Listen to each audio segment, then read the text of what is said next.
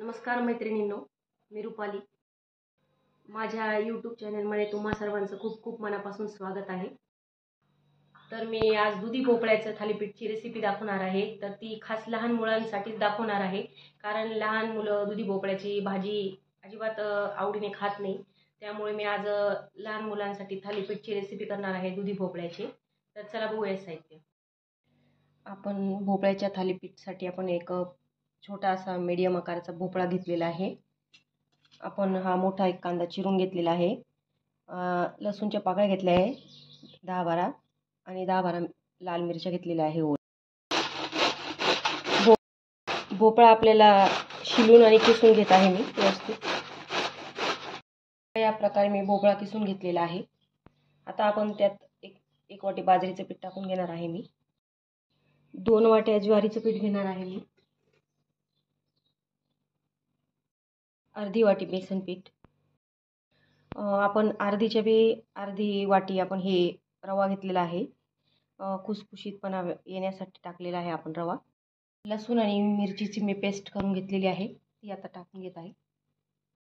1 चमचा हळद, चवीनुसार मीठ आणि कांदा टाकून घेत आहे मी. हे सगळं आपल्याला आता एकत्र करायचं आहे व्यवस्थित आणि याचा गोळा तयार करून घ्यायचा आहे आपल्याला. आधी आपण पाणी टाकायचं नाही आहे, कारण दुधी भोपळ्याला पाणी सुटतं. त्यामुळे आपण आधी व्यवस्थित असं पूर्ण भोपळ्याला आपण पीठ लावून घ्यायचं आहे व्यवस्थित. गरज वाटली तर पाणी टाकायचं आहे आपल्याला. पूर्ण आपण पीठ असं व्यवस्थित चोळून घेतलं आहे भोपळ्याला. आता थोडं पाण्याची गरज वाटते मला, त्यामुळे मी हळूहळूच पाणी टाकायचं आहे आपल्याला, जसं लागेल त्याप्रमाणे. बघा, या प्रकारे मी गोळा बनवून घेतलेला आहे असा मऊसर. थोडंसं पाणी टाकून जसं लागेल तसं पाणी टाकलं आहे मी. त्या असा गोळा तयार केलेला आहे. हे बघा, या प्रकारे मऊ. तवा आपण गॅसवर तापण्यासाठी ठेवून दिलेला आहे. हे प्लॅस्टिकची पिशवी घेतलेली आहे, त्यावर पाणी लावून घेतलेलं आहे थोडंसं.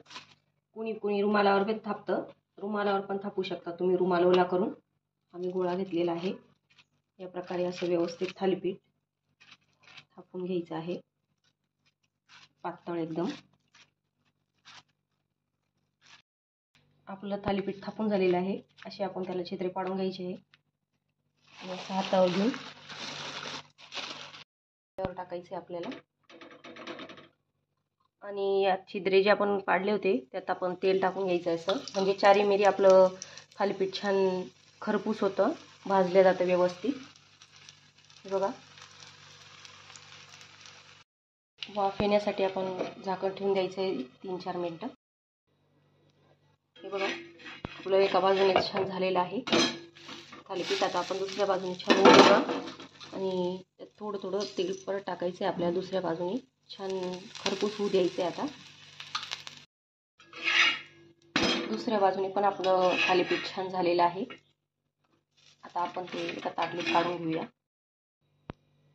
बघा, खाण्यासाठी रेडी झालेलं आहे आपलं भोपळ्याचं थालीपीठ. मी तडका दही बरोबर सर्व केलेला आहे आणि शेंगदाण्याची चटणी आहे. तर नक्की ट्राय करा माझ्या या पद्धतीने भोपळ्याचं थालीपीठची रेसिपी. असेच माझे छान छान व्हिडिओ पाहण्यासाठी माझ्या चॅनलला सबस्क्राईब करा, लाईक्स करा, कमेंट करा. धन्यवाद.